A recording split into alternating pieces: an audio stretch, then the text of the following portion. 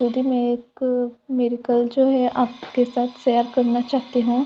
और अब मतलब मुझे इस साल मार्च महीने को पता नहीं क्या हो गया। मतलब मुझे पता है 2-3 परेशानियाँ एक साथ आ गई थी, जिसके चलते मैं पूरी डिप्रेशन में चली गई थी। लेकिन मुझे नहीं पता था कि वो डिप्रेशन के साइड इफ़ेक्ट है।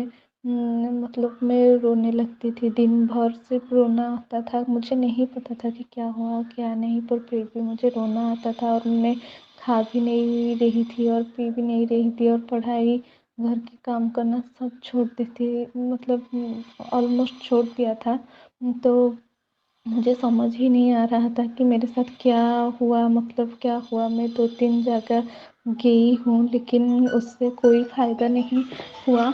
और लास्ट में हमको पता चल गया है कि मतलब मैं डिप्रेशन में थी। तो मतलब सबने बोला फैमिली के मेंबर कि अभी डॉक्टर को दिखा दे, पर मुझे डॉक्टर को दिखाना नहीं था, क्योंकि मुझे पता था कि जब कोई इंसान डिप्रेशन में जाता है तो सबसे पहले मतलब उसको कंट्रोल करने के लिए डॉक्टर जो है वो नींद की दवाई देते हैं, और वो इतना मतलब अच्छा नहीं होता है। और मैं अभी बहुत छोटी हूँ, मतलब ये मेडिसिन उस डिप्रेशन के लिए लेने के लिए, तो मुझे नहीं लेना था मेडिसिन। तो मैंने साईं की 3 गुरुवार का व्रत करना शुरू कर दिया। और फिर भी जब मैंने शुरू किया तो फिर भी मेरी तबीयत अच्छा नहीं हो रहा था। फिर भी मैंने शुरू किया, और बाबा के ऊपर भरोसा था कि मतलब वो कोई मिरेकल करेंगे और मेरी तबीयत ठीक हो जाएगी। तो इसी में मतलब भरोसा रखते-रखते मैंने किया है, और फिर भी नहीं, कुछ भी रिज़ल्ट नहीं आ रहा था।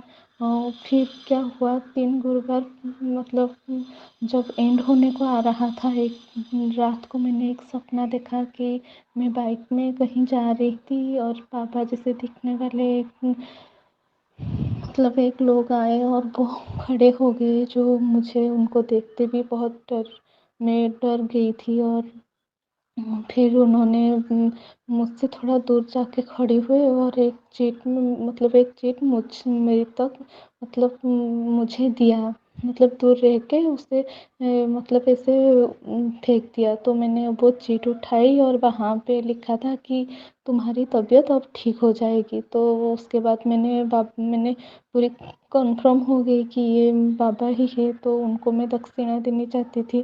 तो मैंने पहले 2 रुपया दिया, उसके बाद फिर मेरा मन हुआ कि मैं और 5 रुपया दूँ। तो उसके बाद मैं और 5 रुपया दी, और जैसे ही मैंने वो दिया तो मेरी सपना जो है वो मतलब वहीं पे ख़त्म हो गया, और मेरी नींद खुल गई। और मैं बहुत खुश हो गई कि नहीं, मेरी व्रत पूरी होने आ रही है, और बाबा ने सपना दिखाया है। और मुझे पहले भी पता था कि ऐसे बाबा सपने में आकर भी मतलब रोक मतलब दर्द ले जाते हैं। तो मैं बहुत खुश थी।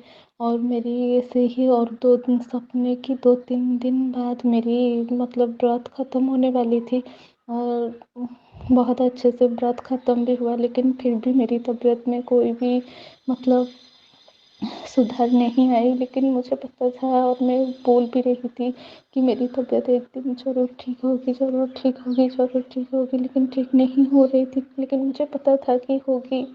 तो ऐसे ही चलते-चलते मैं कुछ दिन, कुछ महीने गुज़र गए, मतलब 2-3 महीने गुज़र गए।